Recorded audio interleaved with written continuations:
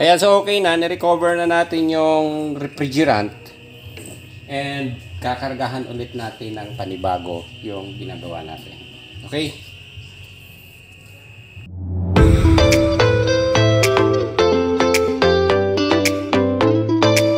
Today, ayan, meron tayong kakargahan dito na unit. Pupunduhan na natin ang refrigerant dito. So, dadalhin kasi ito sa probinsya. So, iti-take advance na rin natin and sasagutin natin yung tanong na nabasa ko doon sa isang comment, sa comment section ng ating YouTube channel. Kung aakma ba daw yung ampere natin kung timbang ang ginamit natin. Kasi usually, ang ginagamit natin na pagkakarga ng refrigerant is based doon sa gauge and based sa clamp ammeter. So, meron tayong clamp ammeter, meron tayong timbangan, and meron tayong gauge. So, ang gagawin natin ngayon ay titimbangin natin and i-monitor natin yung clamp ammeter natin. So, ang maximum current nitong unit na ito is 6.1 ampere. And ang karga na refrigerant ay 410 na tumitimbang ng 0.55 or kalahating kilo. 0.55 kilogram. Okay, so isi-set lang natin itong ating clamp ammeter. Then, ito. Naglagay na tayo ng cord para dito. Saksak na natin. Ayan, hindi ko lang mag-on na doon. So, yan. Lipat tayo dito sa kabila. Okay. So, itong ating refrigerant ay titimbangin na natin. Kakabit na natin. So, 410 ito Tapos, titingnan natin kung mag-aakma siya o tutugma siya doon sa ampere. Okay. So, sa nagtatanong paano tayo magkarga, usually nakataob. Yan. Common itinataob natin. Kita ito.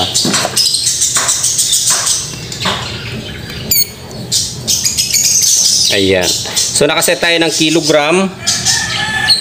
Malabo na. Ayun. Kilogram. Then, kakalibrate natin siya. Kailangan magsisiro siya. Yun. Okay. So, calibrated na tayo. Naka-0-0 na. Yan. Tapos, papasukan na natin siya ng refrigerant. So, ang ikakarga natin ay 0.55 kilo. Okay? So, naka-0-0 tayo. So, pagpasensyahan nyo na yung gauge ko at medyo low-tech na. Papalitan na natin to pagka kumita ng maayos-ayos. Ayan.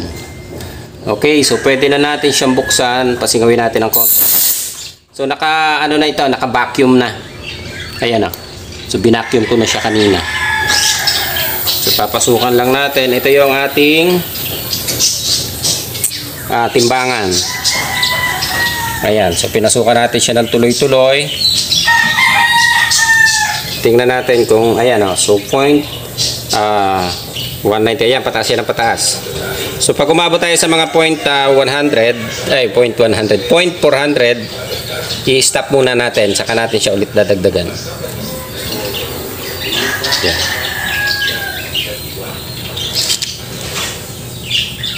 Okay. 300, 400. Okay, so stop muna natin. Yan. Okay. Then, tingnan natin yung gauge natin. So, hindi pa umaandar ang unit natin ha. Ang gauge natin ay pumalo siya sa... Okay, so hindi pa siya umabot sa 200 PSI. Hindi pa. Antayin lang natin.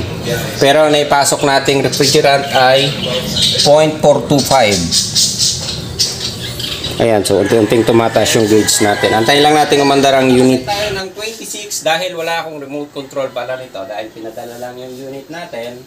So naka 26 degree ang ating room. So aantayin nating umandar ang outdoor unit natin. Okay, so ayan, umaandar na ang unit natin. Ang ating gauge ay bumaba ng 50, 100. So mababa ang karga natin. Nasa Okay, 75 lang to. Ay, 50. 50 PSI lang to. Antayin lang natin. So, naka full speed kagad yung compressor natin. Ang ating ampere ay 3.6. Ayan. So, ang maximum niya ay 6.1 ampere. So, 3.6 siya ngayon. Okay, so ito yung kinakargahan namin na higher. So, tinimbang natin. So, napansin ko nag-yellow siya. Ayan o. Nag-frozen siya o. Tapos yung karga niya, actually sobra na sa kalahating kilo yung naikarga namin. Pero ang gauge natin, pumalo lang siya ng 80. So ngayon, hindi ko ma-confirm kung may problema ang compressor or may problema yung refrigerant na naikarga natin. So 410 ito, yan. Then, recover ko kanina, ibinalik ko ulit yung karga kaya nandun sa isang tangking maliit. Tapos, ayaw nang pumasok ng karga. Ayan, kahit na buksan natin ulit yung gauge, medyo nagbablurred lang, no? Ayaw na niyang pumasok. Ayan, tapos, napansin ko, yan, no? Nag-frozen siya. Pero ang nakapasok sa kanya is halos kalahating kilo na rin yan. Nag-frozen, tapos ayaw nang pumasok ng karga. Hindi ko alam kung ang nagpa-problema sa akin is compressor. So hindi ko na muna siya binaklas. So ang gagawin namin ay maka-AC system reprocess ko ulit and magpapalit tayo ng ibang refrigerant. So i-recover muna namin yung karga nito. Isasaling ko sa tangke. Gagamit tayo ng recovery machine.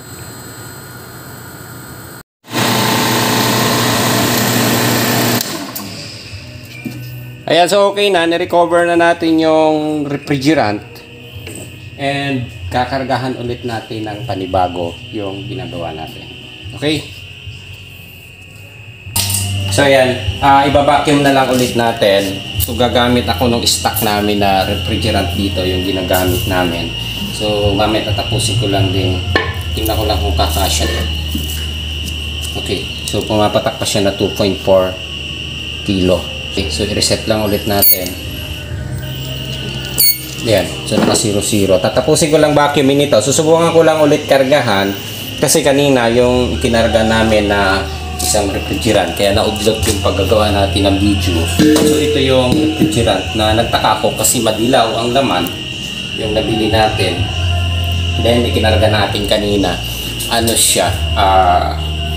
Lumalamig naman siya pero kapag dinagdagan ko or pag naghalos nagkumpleto na yung naipasok natin na kalahating kilo ay nagpo-frozen siya tapos ang gauge ayaw nang tumaas. So duda ko kung may tama ang compressor pero nilinis na naman namin ito. Ginamitan na rin namin ng nitro para ma-flushing para makita namin kung may bara o may moisture. So, ang gagawin natin ngayon is vacuum. Na-flushing na namin, ginamitan na namin ng nitro para makita namin kung baka mamaya may problema na yung tawag dito, compressor. So, nakakabit pa siya. Hindi pa naman namin talaga totally binaklas ang compressor. Susubukan lang ulit namin pasukan. So, yung laman niya kanina, isa na-recover na namin. Kaya gumamit ako ng ating recovery machine. Ayan. Para hindi tumapon yung refrigerant. So inipon na lang natin ulit doon sa tangke.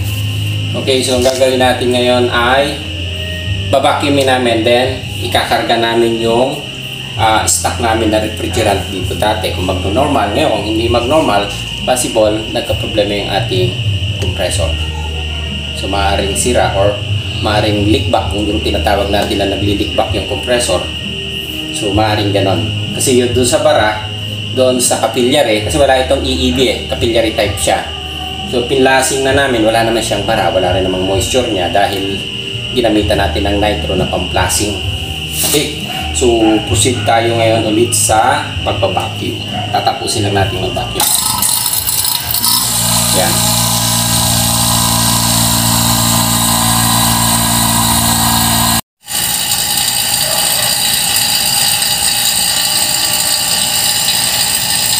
Ayan, okay. So, tapos na tayong mag-vacuum.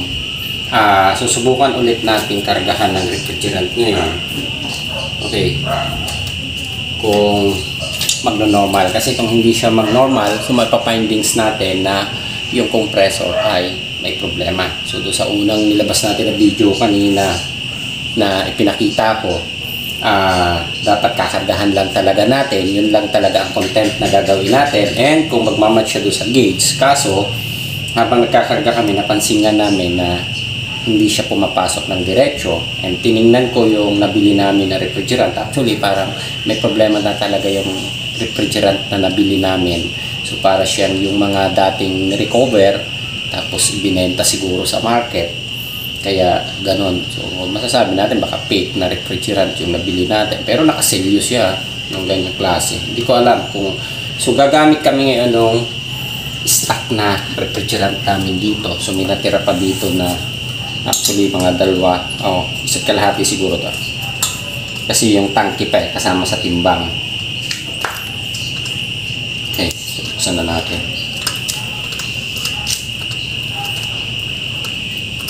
So 2.4. So ipapasok lang natin is dapat papatak siya na okay. Baliktad. Yan.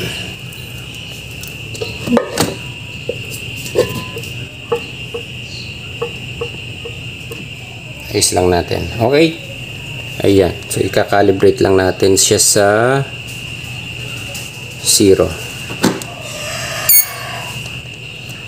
Ayan. So, naka 0, 0. So, ipapasok natin isa 0.5 kilo o kalahating kilo.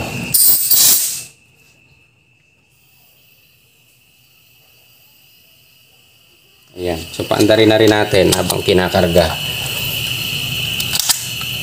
Okay. So, antayin natin umandar yung unit natin. So, pinasukan ko lang muna siya ng initial. So, hindi pa umandar yung unit natin sa indoor. Balik na rin natin ito. Yan. Para ma-monitor lang natin. So, naipasok natin na refrigerant is, tama ba ako? Naka-kilogram, no? Kilogram. Yung. So, initial lang ang ipinasok ko. So, kakargahan ko siya mamaya kapag umandar na yung unit. Okay. So, ayan, mababa pa naman yung naikakarga natin. Papasukan na ulit natin siya. Umandar na yung unit natin. Titingnan lang natin kung pag nagsakto na yung karga niya. Ayan. So, unti-unti natin siyang kinakarga na. So, kapag umabot na siya ng, ayan o, yung ampere pala natin is 3.4. Ang maximum current niya is 6.1. So kanina yung kinarga natin is umabot na tayo ng dito yung kalahating kilo. So dinagdagan ko pa nga yung kalahating kilo pero bumababa talaga yung gauge niya.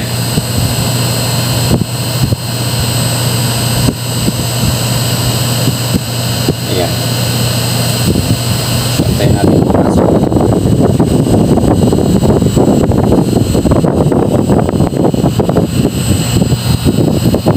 Yan, nasa 0.2 kilo na ang napapasok sa natin.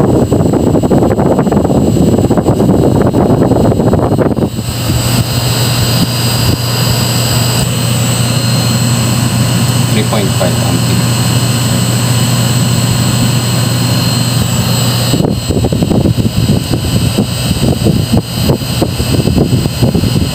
So, ang gauge natin nasa 100.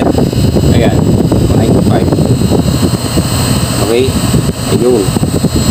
So, pumapasok na refrigerant ay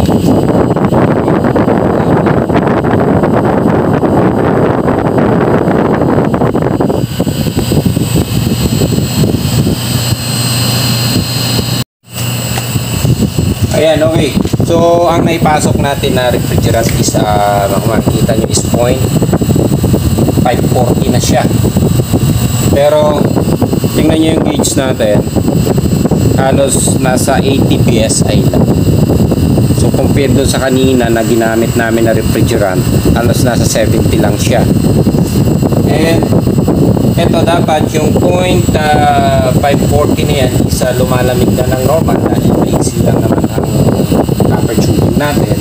Pero mapapansin nyo din halos nag-frozen siya. Ayan. Yan, kaya puti siya. Nagkaroon siya ng frozen ang tubo natin. Nagkaroon ng icing. Ayan, then pagmasdan nyo yung gauge natin, pumalo lang talaga siya ng almost 80 PSI lang yan. 80 PSI. Tapos ang refrigerant na pumasok sa atin ay 0.540 na. So kalahating kilo na siya. Then ang ampere natin is 3.0. Yung. So sa ganito na problema, ayan, masasabi natin na may problema ang compressor. So maayos ang andar ng compressor, maayos ang andar ng board, normal. Pero nagpo-frozen siya. And yung ampere natin, kasi kung naka-slow, nakikita nyo kasi yan dito kapag ka ang compressor natin ay pumunta sa nag-slow or hindi siya naka-turbo, ang ampere nyo is bumababa. So ang ampere natin is nasa 3.0. So kung bumaba yan ng mga 1.5 ampere na lang o 2 ampere, so masasabi natin na ang compressor natin is naka-slow mo. So hindi siya naka-slow, naka high speed ang compressor natin or naka turbo kung tawagin natin. Pero ang pressure natin halos hindi umabot ng 100 PSI. Then ang karga natin nasa tama. Then ang tubo natin, makikita nyo nag-frozen. Yun. So yung ginawa natin is pinlasing na natin siya ng nitro. Binacuum na natin. So dalawang ulit natin na pinlasing, dalawang ulit din natin na sinistem reprocess. So ito nga yung pangalawa. Yung nauna, gumamit nga tayo ng isang refrigerant na napansin namin na madilaw ang laman. So gumamit kami ng stock namin na refrigerant na natira sa amin. So ganun pa rin. Kaya mapapindings natin ang may problema ay compressor. So hindi pa rin 100% na masasabi natin na compressor, pero kailangan kasing kalasin yung actual natin kung mayroong leak back. Pero malamang sa alamang effective ang compressor nito. Kasi nakapagpasok na tayo ng tamang karga ng refrigerant. So konting-konti na lang ang kulang natin, point something. So kumpletuhin na natin. Ayan, 0.55. Okay? So sa 0.55 na karga natin o kalahating kilo, dapat yung icing natin dito sa tubo is malulusaw na siya, ulusaw na siya. So meron siyang lamig na bahagya. Pwede tayo pumasok siguro para maipakita ko doon sa loob. Tara. Ayan. So actually malamig. Bumubuga din siya ng malamig. Pangit yung video namin kasi hindi na kami nag-ilaw dito. Ayan. May lamig siya na ibinubuga. Ito. Makikita nyo doon sa ating... Tanggalin ko lang. Ito. Doon sa ating temperature tester. Ayan. May lamig na ibinubuga. Malamig siya. Nagpapawis din halos ang tubo, pero masasabi nating hilaw ang lamig. Ayan. Hindi siya ganun ka. Kasi mararamdaman na natin kapag lalo na kapag ka mga veteranong technician ang nag-check dyan, yung hangin pa lang na lumalabas, alam nyo na nahilaw ang pagkakalamig niya. Ayan. So hilaw. So doon nga sa labas nagkakaroon siya ng frozen sa tubo. Pero dito walang icing na inilalabas. Ang nagiging problem na lang natin, ayan hilaw talaga ang inilalabas niya. Ayan. So nakatutok na tayo doon sa hangin, pero yung hangin natin 23.3 degree. Yan. So ito yung bumababa. Ayan. So observe din natin ang konti pa kung mapapalamig tong area natin. 1.5 dito, pero dapat mabilis niya lang mapapalamig. Kahit 15 to 20 minutes, malamig na dapat itong room na ito. Ayan. Okay, so babalikan natin yung labas ulit. Okay, ayan So mapapansin nyo dito, balikan mo itong tubo natin. Ayan icing siya. Yan. Nag-frozen siya. Tapos, ang ating PSI doon sa gauge is nasa 80 PSI lang yan. Yan medyo blurred lang siya ng bahagya. Then balikan mo yung ating naikarga is 0.55 na siya. Kalahating kilo na. And ang clamp ammeter natin is 3. So kapag naka 3 yan, usually naka-turbo ang compressor niyan. Okay, so masasabi natin na yung board maayos. Ang problema natin is compressor. Ayan. Okay na tayo siguro. Update namin siguro kayo kung hindi doon sa ating YouTube channel, sa FB page natin. Update namin kayo sa magiging status nito kung pa-final natin na compressor. Pero sa ngayon, initial na findings namin na pwedeng ibigay is may problema ang compressor nito. Dahil dinaanan namin ito sa proseso, binacuum natin, pinlasing natin ang nitro, nilinis natin ang system, and ganun pa rin. Nagpalit na rin tayo ng refrigerant. Yun nga lang yung napansin namin doon sa unang refrigerant na ginamit namin. Medyo madilaw o dilaw siya. Then, tinesting din namin yun doon sa labas, yung ginamitan namin. Hilaw talaga ang lamig ng refrigerant na nabili namin. So, pinalitan na rin namin ito ng panibago na refrigerant kung magkakaroon ng pagbabago. So, hindi siya nagkaroon ng pagbabago. Kaya, ayun. Wala tayong magagawa dito kundi babaklasin namin yung compressor. Kaya lang matatagalan tayo. Ipapaalam muna natin yung initial findings natin na sa findings natin is 80% masasabi natin defective na ang compressor nito or nagkakaroon ng leak back. Ayan. Okay. So sa karga natin na kalahating kilo, dapat normal siya na wala na yung posen ng tubo o icing. Okay. And ang gauge ay hindi na tumaas. So balikan lang ulit natin. Ayun. So dapat sa ganito is nasa 120 PSI, 125 normal kapag pumalo lang siya ng ganito. So nasa 3 ampere siya. And ang karga natin is tama. Ayan. Okay na tayo. Balikan na lang namin kayo, update namin kayo sa mga susunod na video natin. Okay, ayos!